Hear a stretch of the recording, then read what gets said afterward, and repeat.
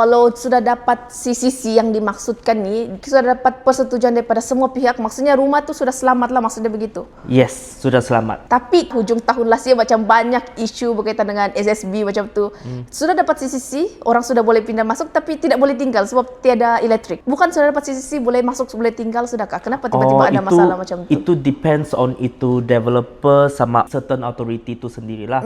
But so far bila CCC keluarkan, itu petanda dia di mana semua authority yang terlibat bagi green light untuk developer bagi kunci sudah. But after itu CCC, kalau ada apa-apa isu yang raise up, itu mungkin ada certain isu yang belum disettle. Maksudnya isu tu belum settle tapi sudah dapat CCC? Ataupun isu tiba-tiba muncul macam mungkin ada macam last year yang saya dengar pun mungkin last minute ada itu rules and regulation diorang perlu ubah, tapi CCC sudah dikeluarkan. So mungkin ada pihak authority diorang ada boleh override ini rules and regulation untuk keselamatan ataupun polisi baru untuk projek baru lah.